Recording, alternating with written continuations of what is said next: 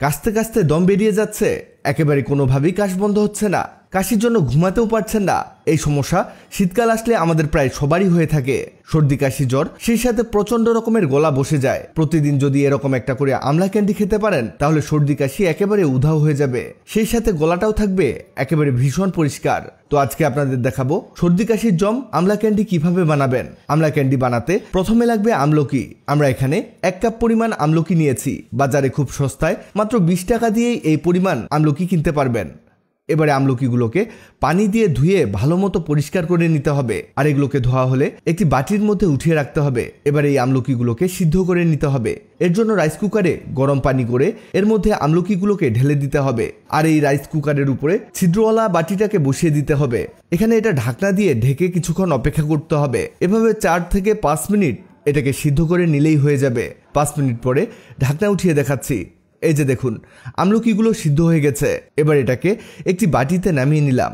আমলকিগুলো কত সুন্দরভাবে সিদ্ধ হয়েছে দেখুন, কত সহজেই বীজগুলো বের হয়ে যাচ্ছে। এভাবে সবগুলো আমলকি থেকে বীজগুলোকে আলাদা করে নিতে হবে। আমলকি ভালো মতো সিদ্ধ হলে কাজটা কিন্তু অনেকটাই সহজ হয়ে যাবে।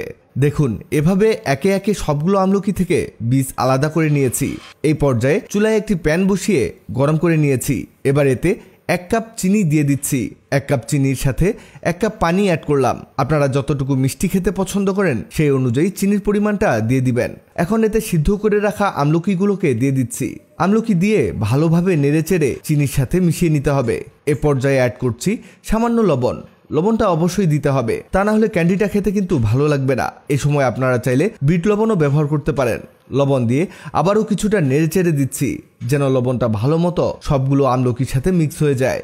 এবার দিয়ে দিচ্ছি কিছুটা আদার রস। আমরা আগেই কয়েক টুকরো আদা পিষে নিয়ে এর রস বের করে নিয়েছি, সেটাই এখানে অ্যাড করছি। এটা যেহেতু একটা ঔষধি ক্যান্ডি, তাই আদার রসটা খুবই কার্যকরী উপাদান হিসেবে কাজ করবে। আদার রস দেওয়া হয়ে গেলে আবারও নেড়েচেড়ে কিছুক্ষণ রান্না করে নিতে হবে।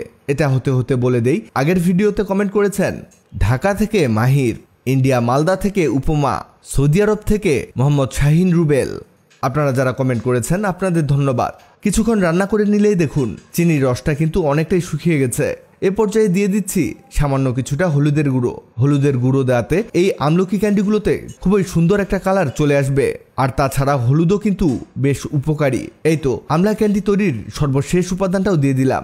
এখন আবারও কিছুটা নেড়েচেড়ে দিচ্ছি। এভাবে কিছুটা রান্না করে নিলেই দেখবেন চিনির শিরাটা একদম শুকিয়ে গেছে। এই যে দেখুন, এরকম আঠালো হয়ে আসলে এটাকে চুলা থেকে নামিয়ে নিতে হবে।